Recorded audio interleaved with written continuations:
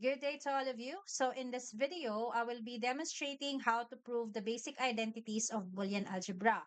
What is interesting here is that this is relatively easier to prove compared with the basic identities of algebra. Why, you may ask?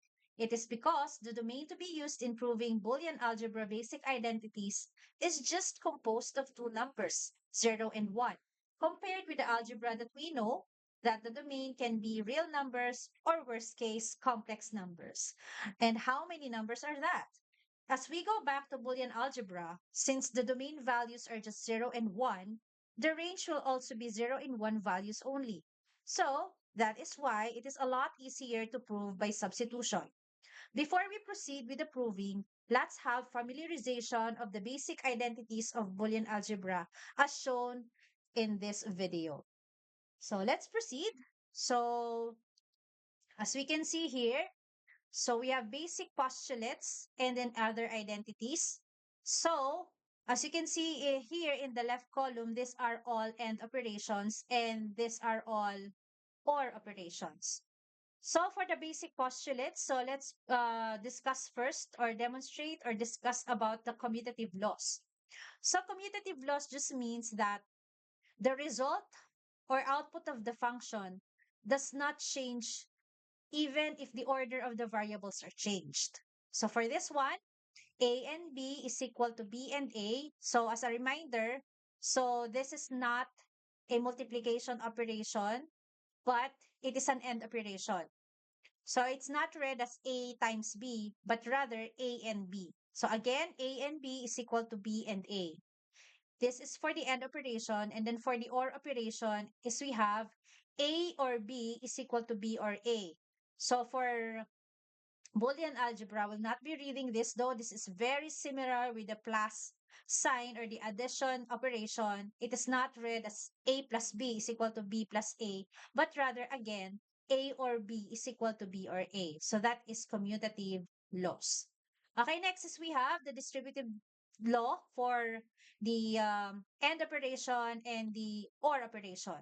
So for the AND operation, it is really very similar with the distributive law in the operation is multiplication, such as for this one. So A and quantity B or C. So what we're just going to do is we have to distribute A to B and then A to C. So that's why we have quantity A and B or quantity A and C. Okay, so this is very similar with the algebra that we know, which is example college algebra. This is very similar. So what's unique with Boolean algebra is the distributive laws compared with the OR operation. Why is that? If this operation or this equation is in the college algebra, such as A plus B times C, as you can see, that's already simplified. But if you are in Boolean algebra, this is very different because what we're going to do just with the distributive law, with the AND operation, what you're going to do here with the OR operation is we're also going to distribute A to B and then A to C. The difference is just that the operation for this one is we have quantity A or B and quantity A or C. So that's the only difference between the distributive laws between an AND operation and the OR operation. Okay, next is we have the identity elements. As we can see, for identity elements, it just means that for AND operation, any variable ended to 1 is always equal to itself. And then any variable ORed to 0 is equal to itself. So that's why it is called identity elements. Okay, next is we have the inverse elements. So that means any variable ended to its opposite. So that's why we have A and not A is always equal to 0. So A and not A is equal to 0. And then another one is we have A or not A is equal to 1. So any variable ORed with its opposite value is always equal to 1. So that those are the basic postulates. And then we also have other identities such as that for AND operation. 0 and a, or any variable, is equal to 0, and then 1 or a is equal to 1. And then next is we have a and a is equal to a. If this is a multiplication operation, going to multiply, a times a is equal to a squared, right? But of course, we're in Boolean algebra, so that's why any variable ended to itself is always equal to itself. And then also for the OR operation, it's just the same. So we have A or A is also equal to itself. This is again not an addition operation. A plus A is equal to 2A. So now, it's always for Boolean algebra, any variable OR to itself is always equal to itself. Okay, next is we have the associative laws. It just means that no matter the order of how you evaluate the two variables with the operation between them, the output will not change. Such as, for example, for this one, you've made your mind that you're going to evaluate first B and C, and then the result of B and C will be ended to A.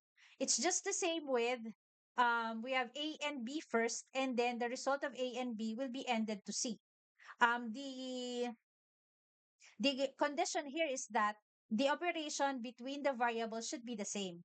So also with the OR operation.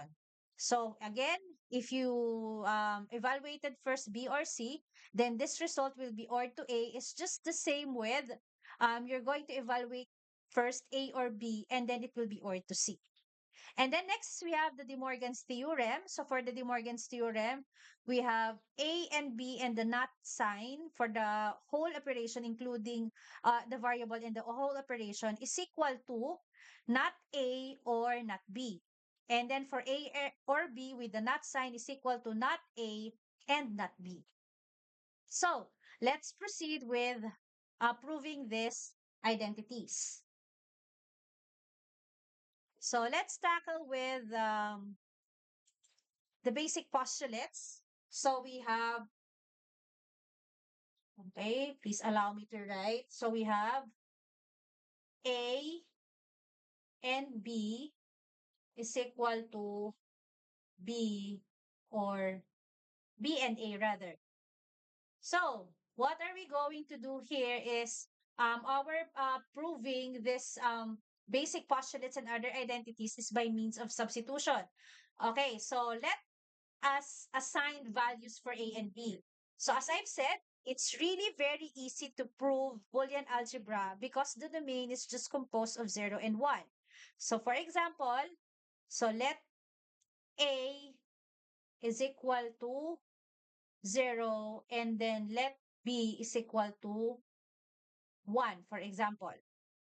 So for the operation, so A is equal to 0, so we have 0 and B is equal to 1. Okay. And then B is 1 and A is 0. So 0 and 1 is equal to 0, and then 1 and 0 is equal to 0. So the order of the variables does not change the function or the output. You can also try other combinations, but by means of this, we can already prove that changing the order of the variables in the operation does not change the output. So let's have another one for the OR operation. So maybe we can use also let A is equal to, so A or B is equal to B or A. So let's just use the A is equal to 0 and B is equal to 1. So we have A is 0, so 0 or 1 is equal to 1 or 0. If you can remember, so for end, as we get, let's just get back here. So any number always ended to 0 is always equal to 0. The only time for the end operation for its output to be equal to 1 is all its inputs must be 1. And then for the OR operation, for all its inputs, if there's at least one 1, for example, 1 million inputs, and then for the 1 million inputs or operation and there is a 1, you don't need to evaluate the other 999,000. The output or the function is always equal to 1 because that's the principle of the OR operation. You just need to find 1 for it to be 1, or you just need to be one of the inputs is true for it to be true. So 0 or 1 is equal to 1, and then 1 or 0 is equal to 1. So that's it for the commutative law. So let's proceed with distributive law. Okay. So maybe it's better to assign values already. So example, let A is equal to 1, B is equal to 0, and C is equal to 1. So let's get first with the distributive law with the AND operation. So the equation is A and B or C is equivalent to or equal to A and B. So quantity A and B, and then or A and C. Okay, so we already have the equation. So let's have the values. So we have A,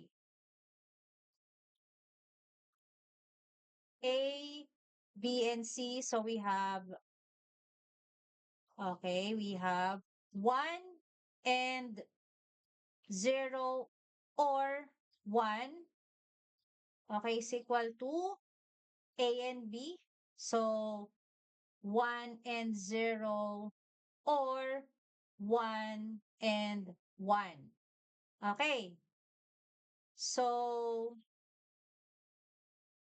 what we're going to do is we have 0 or 1 is we have 1 and 1, and then we have 1 and 0 is equal to 0, and then 1 and 1 is equal to 1.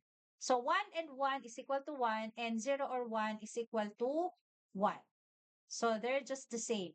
Though in the process, they have different values, but then the output is just the same. 1 is also equal to 1. So let's proceed with the OR operation. So we have A or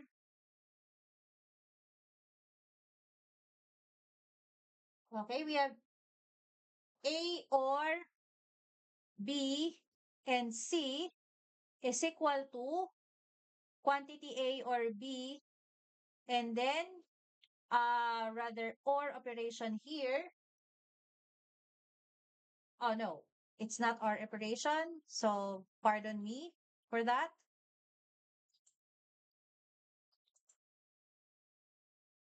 Okay, it should be AND.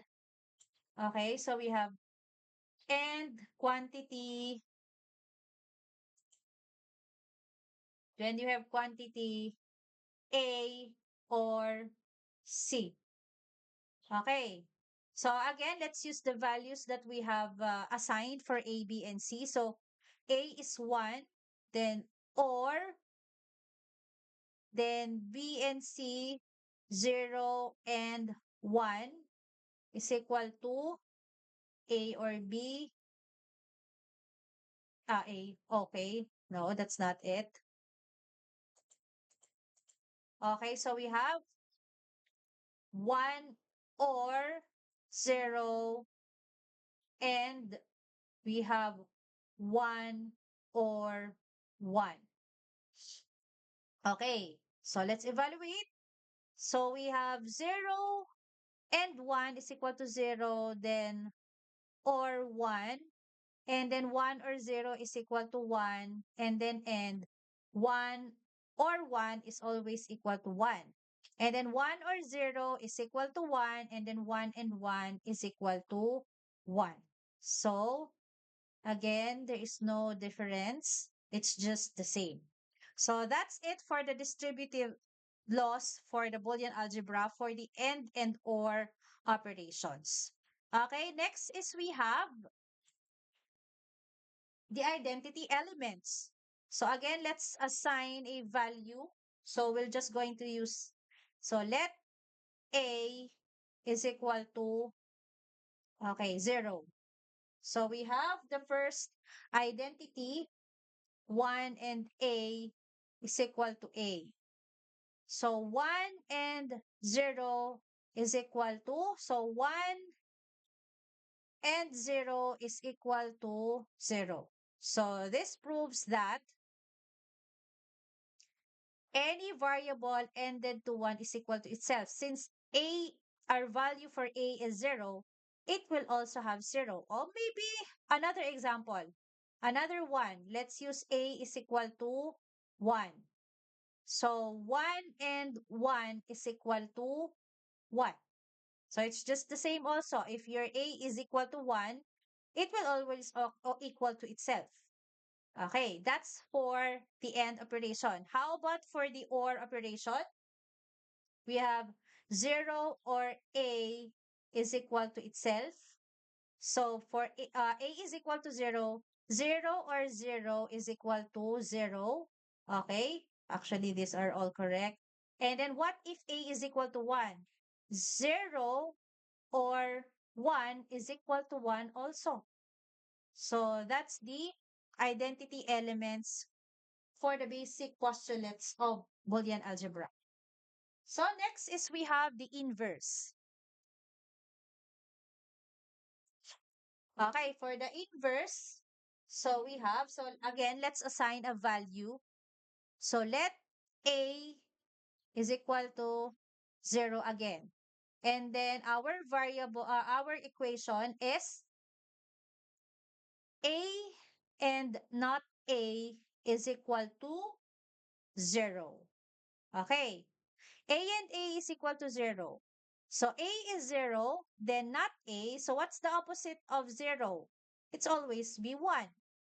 So we have 0 and 1 is equal to 0.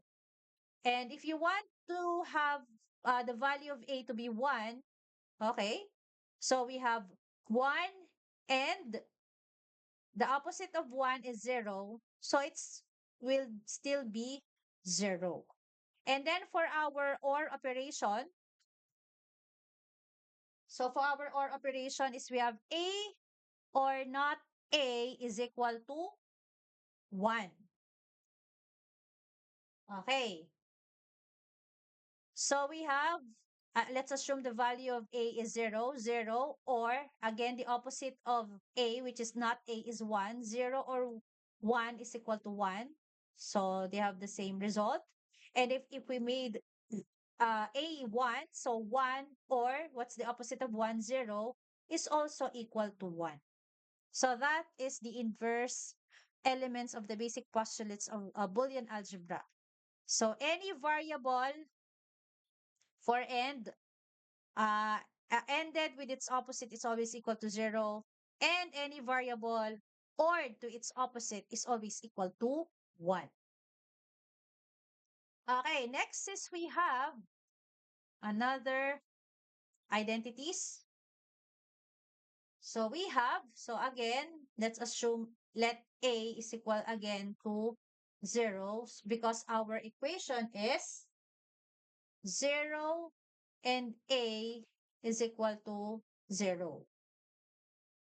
Okay, any variable ended with A is always equal to 0. So 0 and 0, of course, is equal to 0. And if you want to change the value, A is equal to 1. So 0 and 1 is always 0.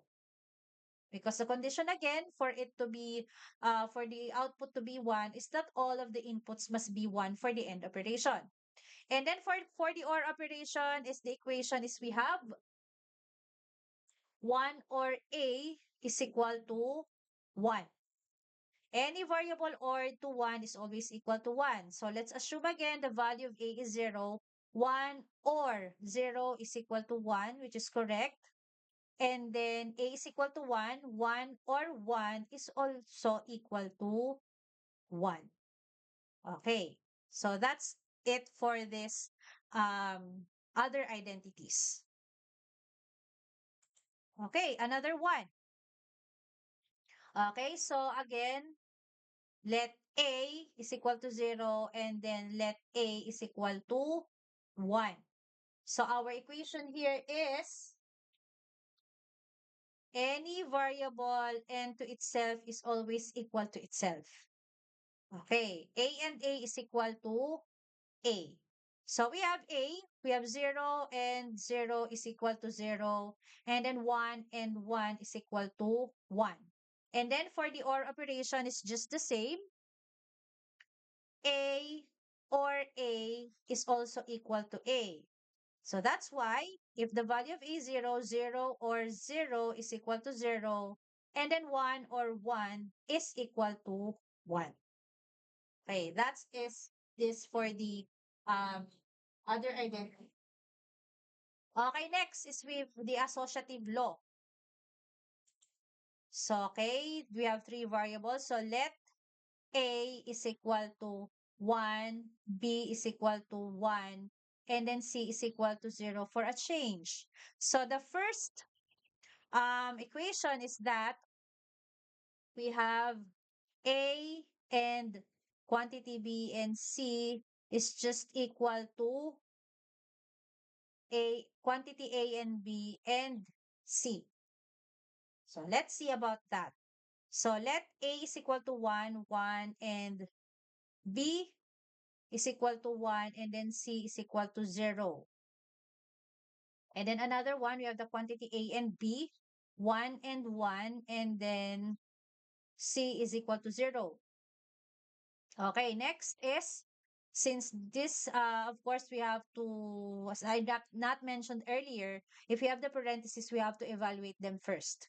Okay, so you have 1 and 0 is equal to 0, and then 1 and 1 is equal to 1, and then 0.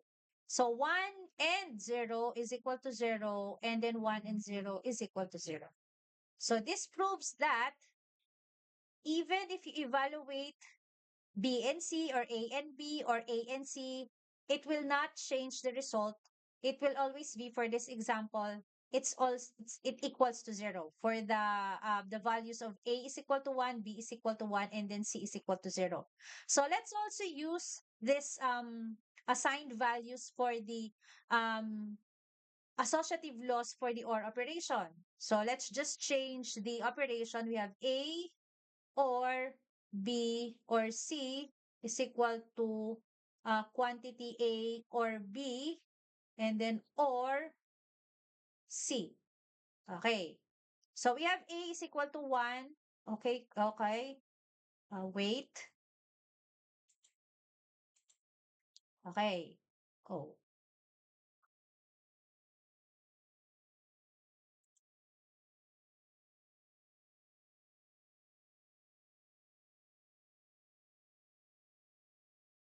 I'm having difficulty here.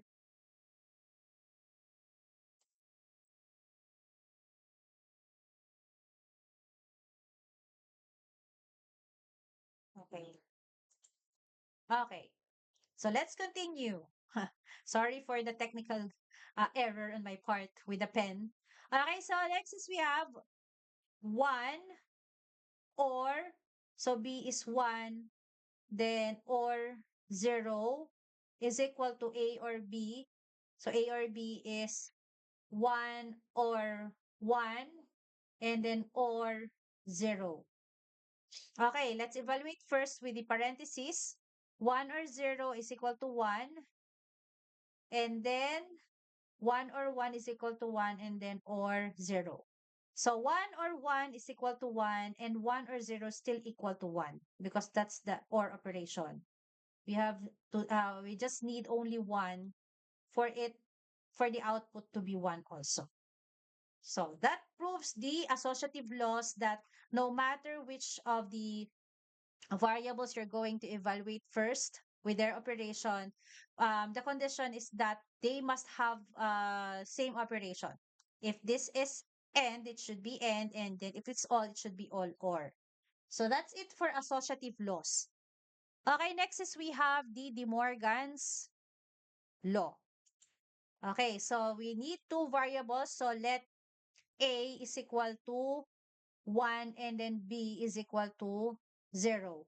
So first, the De Morgan's theorem for the AND operation is we have A and B with the not sign, including the operation, is equal to not A or not B. Okay, so let's do this. So A is equal to 1 and then B is equal to 0. And then we have a not sign, including the operation. And then we have not A. So not A is equal to, since A is equal to 1, we must get the opposite since it's not A, so it's 0. Or not B is equal to 0, so not B is equal to 1. Okay, next is we have to get this 1. Okay, before we get the, remove the not sign here, we must first evaluate 1 and 0 because also the operation here is also um, with the not sign. So 1 and 0 is equal to 0. And then don't forget the not operator.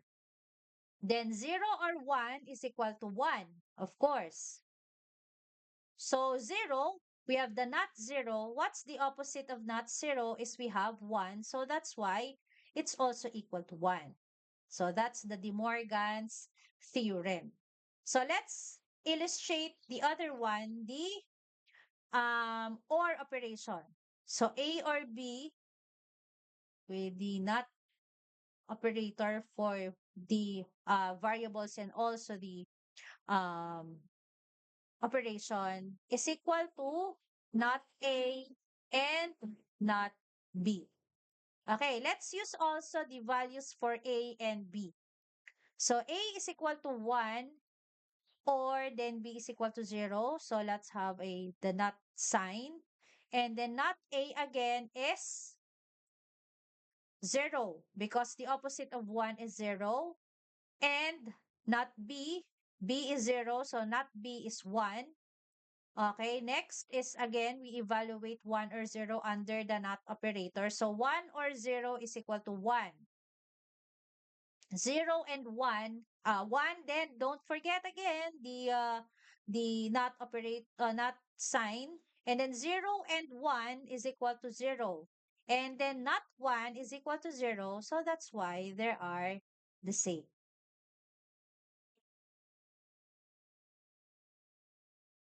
So that's it. I've already demonstrated on how to prove the basic identities of Boolean algebra by means of substitution. Substitution means you're going to assign numbers to particular variables. You can also try having combinations of also different values, for example, A, B, and C. But still, what's important here is the left side of the equation's output is also equal to the right side of the equation. So that's why this is called proving. I hope that you learned something from this video, and I hope this would help you in understanding the basic identities of Boolean algebra. So thank you very much. Good day and stay safe.